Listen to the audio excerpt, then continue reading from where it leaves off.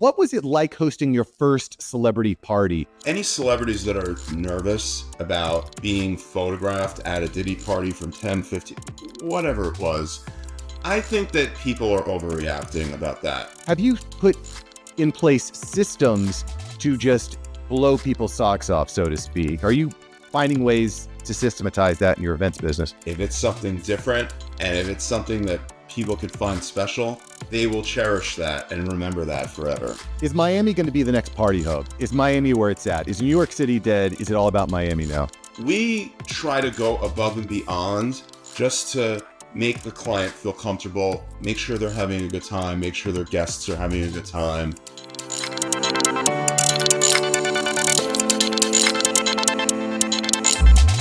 All right, boys and girls, we got Jeff Krause in the house. He is the founder of the IE Group, an event production company known for unforgettable experiences for A-list celebrities and prestigious brands. And by the way, just going through, just so I want you to know I'm not just saying this, just a few honorable mentions of people that you might find him, Jeff, taking pictures with on his Instagram. We've got Alicia Keys, George Clooney, Gwen Stefani, John Leguizamo, William Shatner.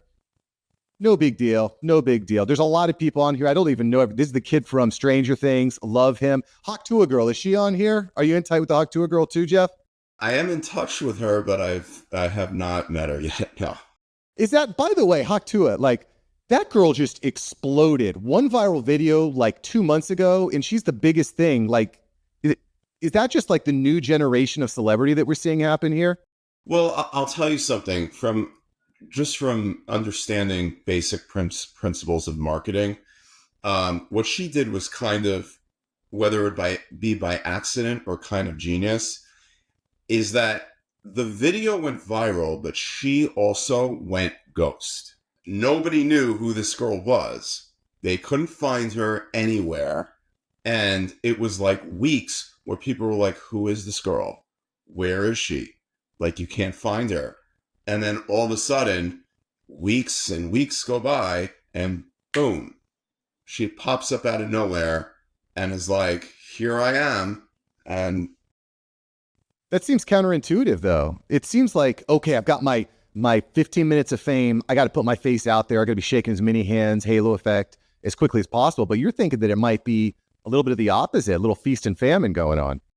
No, I think she played it perfectly, because she let the fact that nobody really knew who she was other than the people in her neighborhood or whatever. So she kind of went you know what? Let's add a little mystery here. I'm going to take a step back.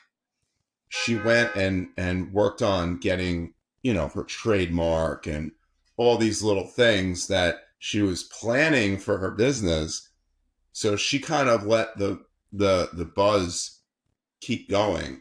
And then finally, when it was just the right time, she came in for the pop and got, millions of followers on her Instagram. So I think she actually played it very, very well, because people are still talking about her now. Maybe they wouldn't have if she would have came out right away and said, hey, here I am, so to speak.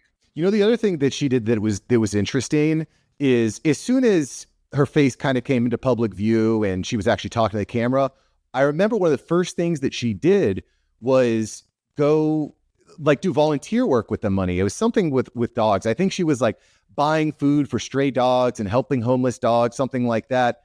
Like, how can you hate someone that is actually being authentic with the money? So like, I'm just going to go help the puppies.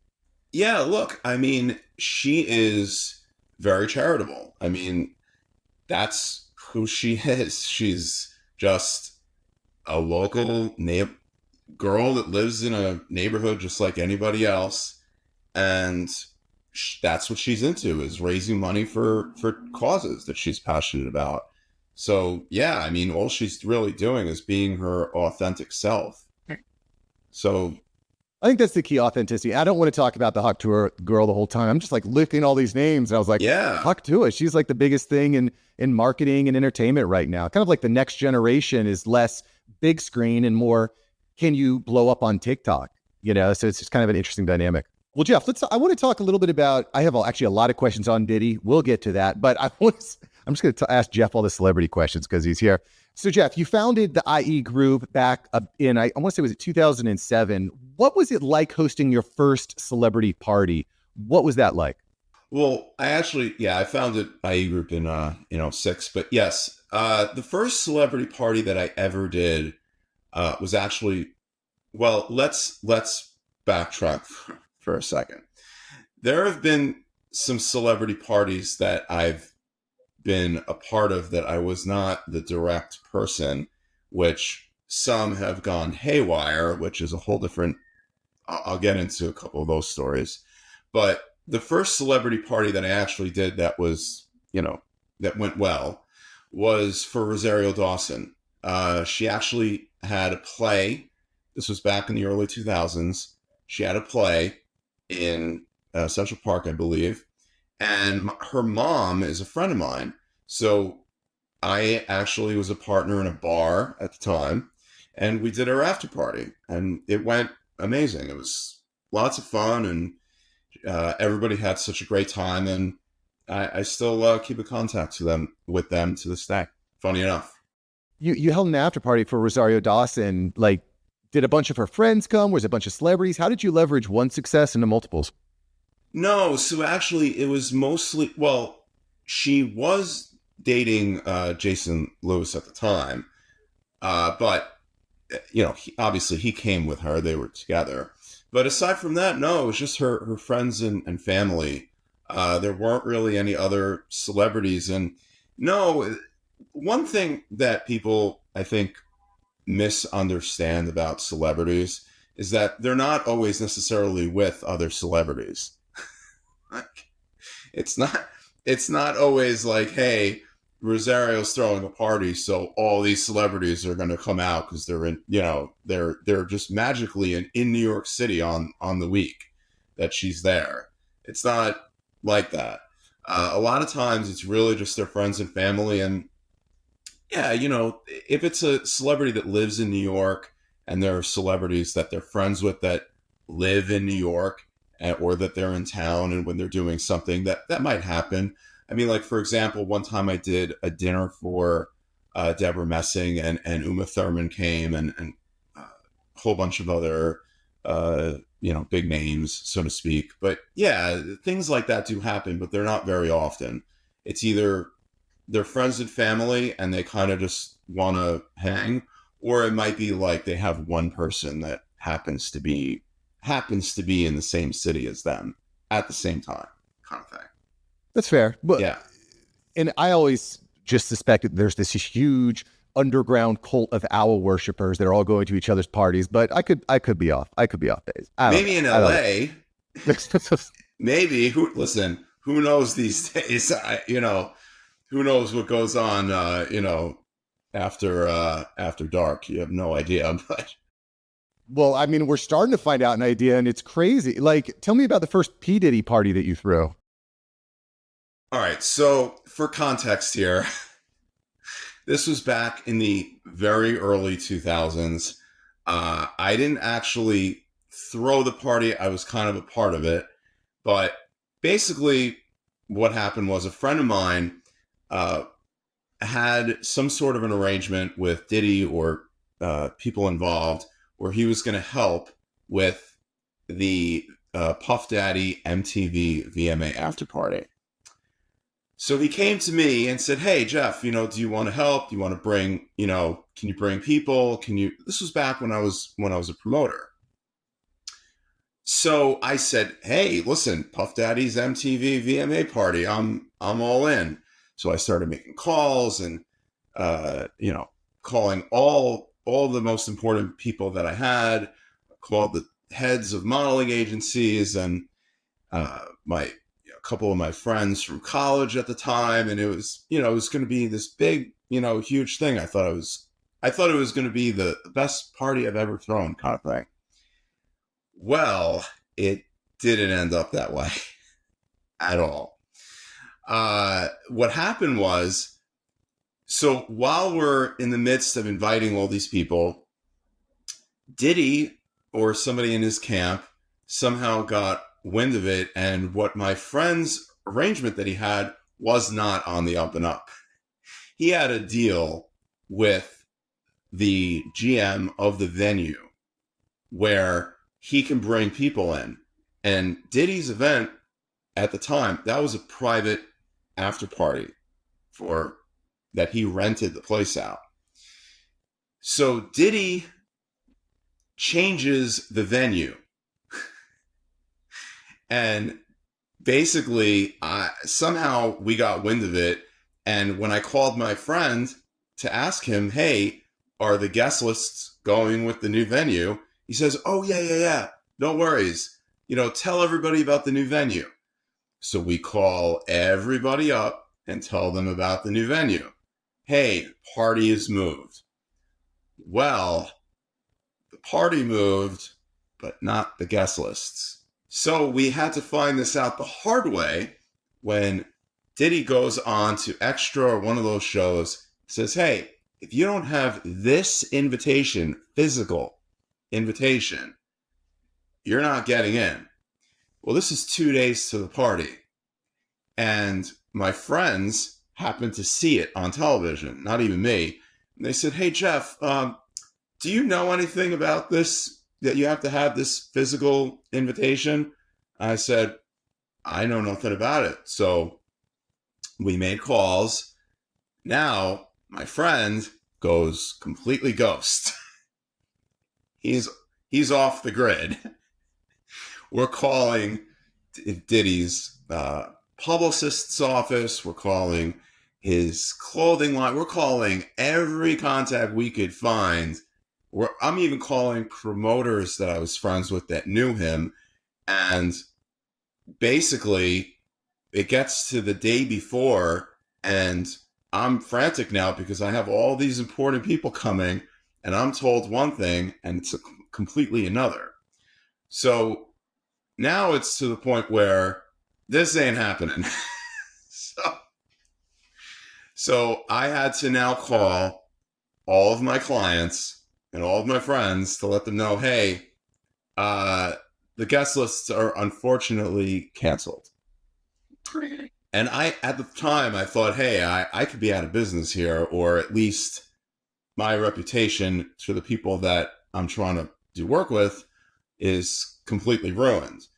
So what I did was, to salvage the moment, I did somehow got connection through a friend to the M&M party. So I got my friends into the M&M party, which, by the way, my friends all went out and bought tuxedos, gowns. I mean, like the most expensive dresses and suits and everything. So they were pretty pissed at me for a little bit. But I was able to salvage it by getting them into the M&M party.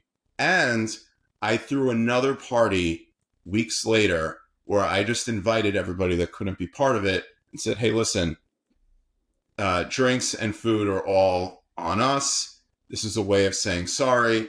And I ended up being able to keep and maintain my clients. Go figure. So yeah, that was my one insane Diddy story, which yeah. Well, that's definitely a roller coaster. I mean, young in your career, and you're like, like you said, I could be ruined for letting everyone down. But I like what you did. You said, hey, I can't get into this party because of XYZ, but I do have this. Because like Eminem is a pretty big deal. Like that time he was top of the world with all of his albums. Still is. Yeah. Eminem saved the day. It did save the day. And what I think in hindsight too, I'd be reaching out to those people and being like, hey, remember when I got you out of the Diddy party into the Eminem party? Are you thanking me now? Are you thanking me you weren't at that party? That's the funniest part, is that now I could say, hey, you guys kind of owe me now, because, even though it's like 20 years later, you kind of owe me a little favor there. I got you into Eminem instead of Diddy, so.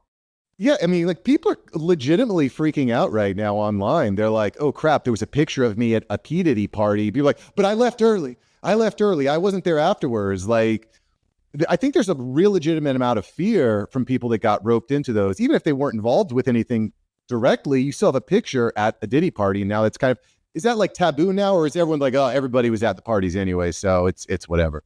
Here's what I think. I think that the people that are any celebrities that are nervous about being photographed at a Diddy party from 10, 15, whatever it was, I think that people are overreacting about that, because here's the thing. No one really, I mean, whatever Diddy's little secret rendezvous, freak off parties, or whatever that he did, that's to be concerned about.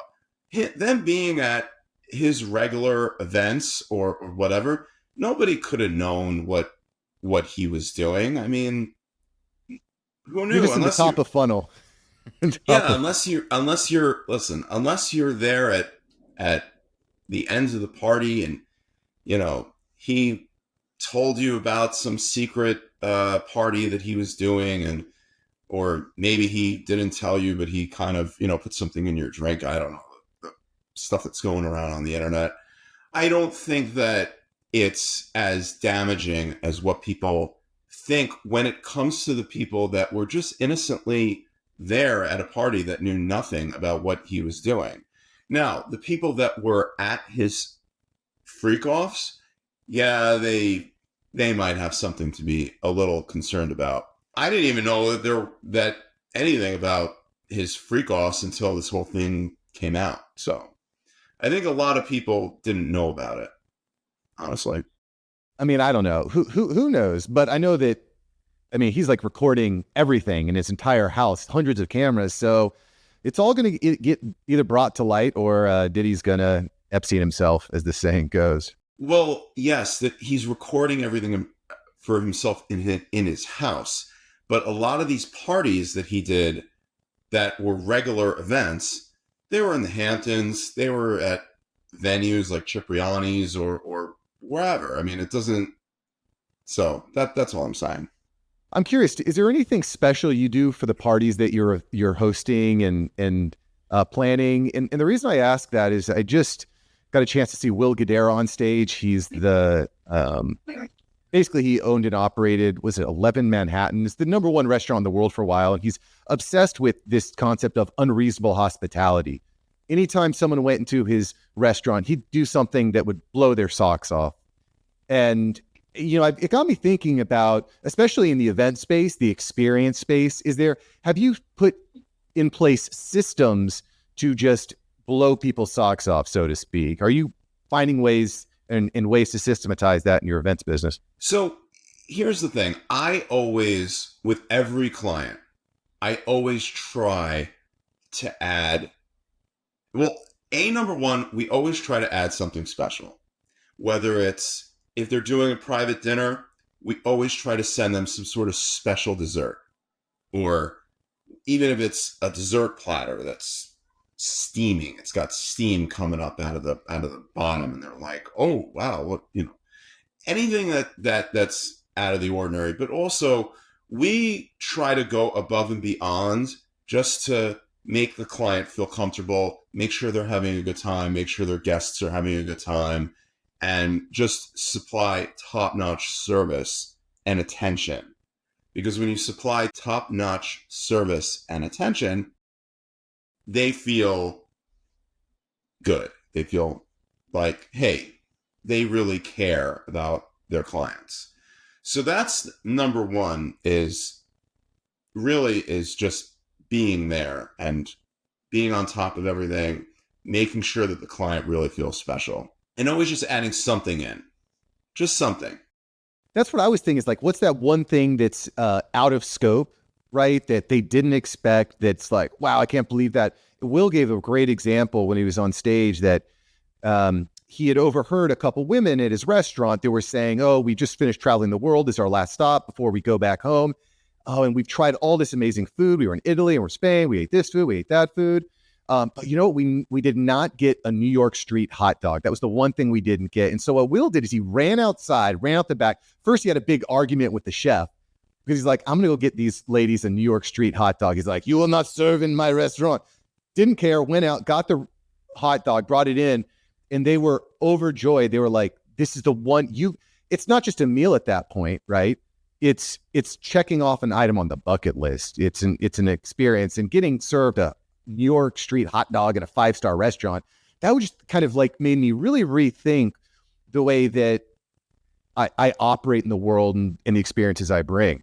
And I just, in the event space, it seems like finding those like little tweaks. It doesn't need to be a huge financial thing. It's a street hot dog, right? But those little attentions to details, it just feel like are what are going to make people tell everyone else about what they experience with us. You know what I mean? Absolutely. Actually, funny enough, there's a restaurant that I do a lot of events at called Fushimi. And the one thing that, aside from the amazing food that they have and all that, the one thing that they have that is different than any other restaurant that I've worked with is they have a house photographer that will go to your table. They will take the photos for you, professional photo ops, and then they will come back at the end of dinner and they will give you a framed photo. I like that. Yeah, I've never seen that before. So whenever I bring celebrity clients in, they're like, wait a minute. At the end, I mean, the dinner was amazing. The cool dessert that you guys did, phenomenal. But this just blew me away. You guys actually printed out and framed the photo. So now it's like they had this experience that, even though it's minor, it's not even that big of a deal, but to them it's like, wow, this is so cool. We've never had this before. Right. No, that's a great example. Unique, memorable, and it's again, because I think a lot of people, I was talking to my barber the other day and I was like, well, he just bought this new venue, this new barbershop, and he's building it up. And we were just talking. I was like, I was just kind of bouncing ideas. Like, why would I come to your barbershop? He's like, well, you get a good haircut and you get a great conversation. And I'm like, bro, those are table stakes. That's not a picture at the end of the meal, right? It's good food, nice atmosphere. You don't have a restaurant without that type of thing, Exactly. And yeah, that's one thing. If you can add, again, doesn't have to be over the top. It could be the most minute thing. If it's something different, and if it's something that people could find special, they will cherish that and remember that forever. For real. I was in Miami eating a meal before earlier last year with my wife, and I actually remember the food, but I remember it. I don't want to go off on a tangent here, but I guess I will. They say, hey, we have this ceviche platter. Do you want to try it? Blah, blah, blah. It's a special day. I'm thinking, a little ceviche sampler. We'll get a couple pieces. Said, we'll try that. 10 minutes later, I see out of the corner of my eye sparklers and people clapping. And I was like, what's going on? They bring over this huge ceviche sampler. It's like a table of 12 people would eat this thing. There's a lobster with gold shavings on it. They've got sparklers going on. I was like, holy cow. And I remember that. That's a little over the top, but I will never forget the gold shavings on the lobster with the sparkler hanging out of its claw. That's pretty wild. By the way, if you do that, tell your people what it's going to cost first. Yeah, seriously. Well, look, they have in Vegas, I think, I saw something like there's some special like experience at one of these restaurants where it's like $1,000 steak, and they come out and they do this whole like presentation, and I'm just like, amazing idea, but I don't know who's going to pay $1,000 for that. Yeah, financially, it doesn't need to be that big. But, I think the other reason that this is interesting to me is, because we live in this digital world now, everything is AI, robotics, algorithms. I feel like the human to human interaction, we're going to start to kind of fast for that. I think we're already kind of seeing that. People are hungry for in-person, real life experiences. And then if you could just put that little New York style hot dog on top, or the picture at the end of the meal, I think those little things are what we're going to see, like really set businesses apart. I think it's also personal gestures. Like the fact that what you said earlier about your friend that owns 11 Madison, that he went out and got them a hot dog. I think it's also the gesture that he went out of his way to make a special memory for them. That's the sauce. That's the secret sauce. When you can do that, you build real relationships. Yeah, listening. That was it. You're not just going through the motions. He was listening. And not my friend, by the way. I saw him on stage, Will Guidara, and he wrote Unreasonable Hospitality, which is on my to-read list. But what he was able to do then was infuse that vision of the experience amongst his entire staff, and they got excited about it. And just it was really, really impressive. If y'all aren't familiar with Will Guidara, he's very powerful speaker on that regard. I do have another question. I'd be remiss if I didn't get a chance to ask you, Jeff. What's the right way to approach a celebrity? Because I feel like if I meet a celebrity, I'm like, I want to take a selfie so I can share it, but I don't want to be that guy. I would like to maybe connect with them, maybe do some work either on an influencer project or maybe collaborate on something together. What's the best way to approach a celebrity? Here's the thing. My philosophy is build one relationship at a time. So if you can build a relationship with the celebrity and their manager and their team, that's your best route of getting to do projects with them. That's just my philosophy. As far as whether you ask for a photo or not, I don't think it's a question of whether you ask for a photo or not. I think it's a question of when and how you ask for the photo. So, for example, I used to never ask for photos. I didn't really care. It wasn't really that big of a deal. But what ended up happening was I did end up taking a couple of photos with people that I was maybe, better friends with or whatever, posted them. And then all of a sudden I start getting calls of like, hey, we saw you, took a photo with, whoever. We actually want to see if we can get a celebrity or a music artist or whatever for our event. So then once that started to happen, and my business partner, Mitch Faulkner, who's a booking agent, the whole thing was we wanted to get celebrities. I wanted to get celebrities into the restaurants, into the parties, because I wanted them to have a great experience and come back. He wanted to be able to book them. So it kind of came together in this magical way where people would then start calling me because they saw me take a photo. So now they're calling me to do projects. Hey, can we book so-and-so? Do you have access to them?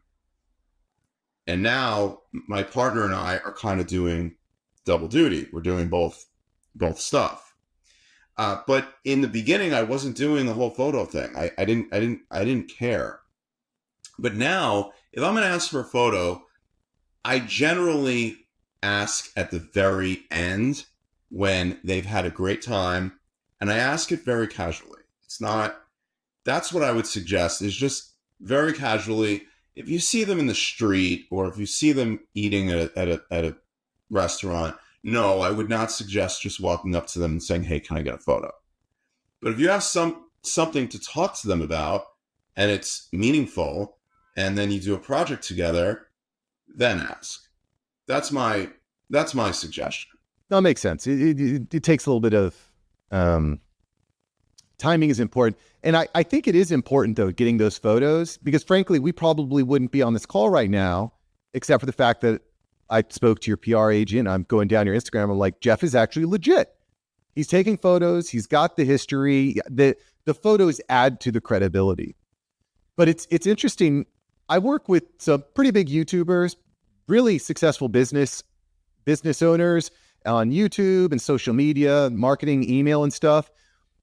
And it's very common. It's a very common issue to say, I'm not comfortable talking about my wins, and I don't want to share that number. I don't want to share how successful we were on that project. But at the same time, that builds the credibility that attracts the next customer coming in, or the next co-founder, or the next VC investor. We need to be, if we're not sharing our wins, and I'm not saying we need to sneak on to into an airport and take a picture in front of a jet. But I think it is important that we take the time to establish that credibility, and not be afraid of sharing wins. I started sharing tons of wins on social media, specifically graphs and charts of YouTube videos and channels that we've been working on. And you know what happened? People started booking calls to help me ask for my help with their YouTube channels, right? So yeah, I just think it naturally comes. I've had the same experience, I think, is what I'm trying to say. Absolutely. But again, timing and situation is key. I'm not going up to celebrities that I just meet them for the first time, that I'm not working with, and say, hey, can we take a photo together? I'm asking them at the end of when we're doing something together, because then it makes sense. But if I'm first meeting them at a party or whatever, no. I mean, I just talk to them and build the relationship. And then when the time makes sense, then I ask for a photo. I was at a conference recently, and at this conference, they had different tiers of membership, and you had a lanyard necklace that would say, which level you were in. And at the highest level, the ticket was much more expensive, right? So if you saw someone with one of those premium badges, you're like, okay, this person's legit. I want to connect with them. I want to try to do business with them. And dude, people were like hassling people in the bathroom line. There was like, people are in line to go to the bathroom, and people are like, hey, let me get your business card. I'm like, guys, it's a little decorum, just a little bit. You're coming off a little thirsty, fellas. What are you doing? I can remember sitting at the bathroom at the urinal, and this guy has got his, like, trying to hand a business card over the urinal to the guy next to him. I'm like, what are you guys doing? So it's so funny. It sounds obvious. Yeah, unfortunately, it's not always obvious to people these days. It's just they just don't. You want to shoot your shot, but it's not going to work out the way you want it if you're doing that. Exactly. Yeah. It's like a construction guy whistling at a woman walking by. It's not going to work for you. It's just not going to work. Cool. Well, y'all, we've been talking to the man, the myth, the legend, Jeff Krause, party planner extraordinaire. You can get more information, get your celebrity party going at iegny.com. And I'll also just mention that he's the co-creator of FanRoom Live with Cedric The Entertainer. He just told you a little bit about how he gets started on celebrity business ventures. But yeah, Cedric The Entertainer. What was it like, by the way, the moment that FanRoom Live went live? What was that moment like for you, Jeff? Oh, it was such a proud moment, because look, we were in the heart of the pandemic. I mean, everybody's just sitting in their houses, and we're all bored out of our minds. And it was great to be able to launch a project, not only the fact that it's with Cedric, but just launch a project that's innovative and that people can actually get some entertainment out of, and can kind of relate to.